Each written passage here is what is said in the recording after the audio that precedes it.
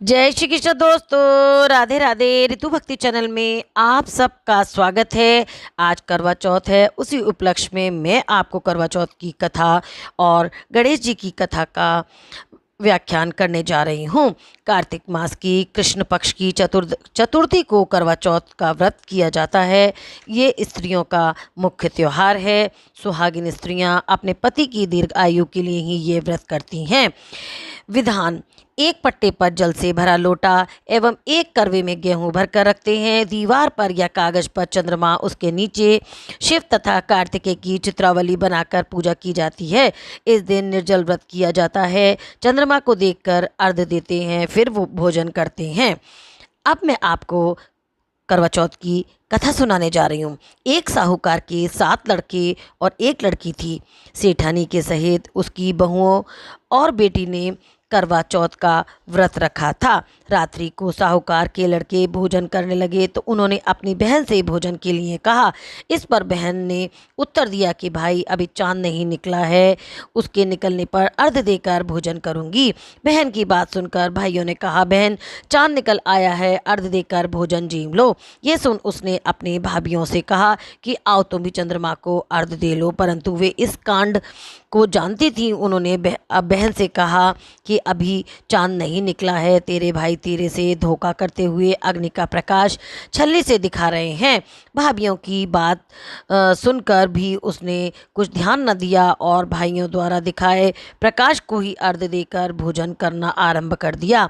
इस प्रकार व्रत भंग करने से गणेश जी उस पर अप्रसन्न हो गए।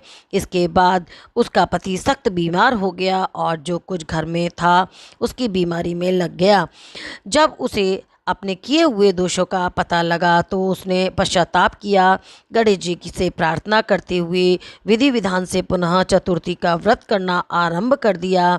श्रद्धा अनुसार सबका आदर करते हुए सबसे आशीर्वाद ग्रहण करने में ही मन को लगा दिया। इस प्रकार उसके श्रद्धा भक्ति सहित कर्म को देखकर भगवान गणेश उस पर प्रसन्न हो गए और उसके पति को जीवन दान देकर उसे आरोग्य करने के पश्चात धन संपत्ति से युक्त कर दिया।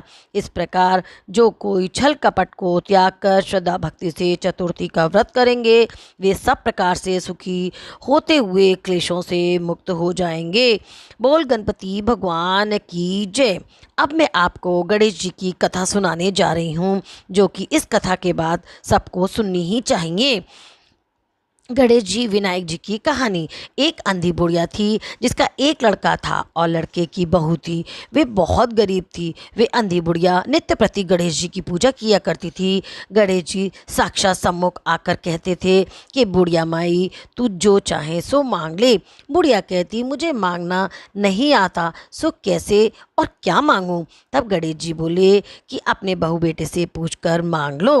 तब बुढ़िया ने अपने पुत्र और पुत्रवधू से पूछा तो बेटा बोला कि धन मांग ले और बहू ने कहा कि नहीं नहीं, पोता मांग लो। तब बुढ़िया ने सोचा कि बेटा बहू तो अपने अपने मतलब की बातें कर रहे हैं।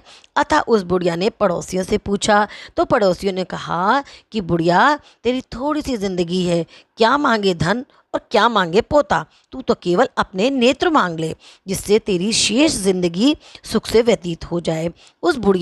उस बुढ़िया ने बेटे और बहू तथा पड़ोसियों की बात सुनकर घर में जाकर खूब सोचा, जिससे बेटा बहू और मेरा सबका ही भला हो।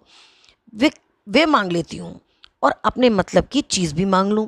जब दूसरे दिन श्री गणेश जी आए और बोले, बोल बुढ़िया, क्या मांगती है? हमारा वचन है, जो तू मांगेगी सो ही पाएगी। गणेश जी के वचन सुनकर बुढ़िया बोली, हे गणेश जी, यदि आप मुझ पर इतने ही प्रसन्न हैं तो मुझे 9 करोड़ की माया देना, निरोगी काया दे, अमर सुहाग दे, आंखों में प्रकाश दे, नाती पोता दे और समस्त परिवार को सुख दे और अंत में मोक्ष दे। बुढ़िया की बात सुनकर गणेश जी बोले, बुढ़िया, तूने तो मुझे ठग लिया। खैर, जो कुछ तूने मांग लिया है वह सभी तुझे मिलेगा। यूं कहकर गणेश जी अंदर ध्यान हो गए। हे गणेश जी, जैसे आपने बुढ़िया को सब कुछ दिया, वैसे ही हम सबको भी देना। बोल गणेश जी महाराज की जय।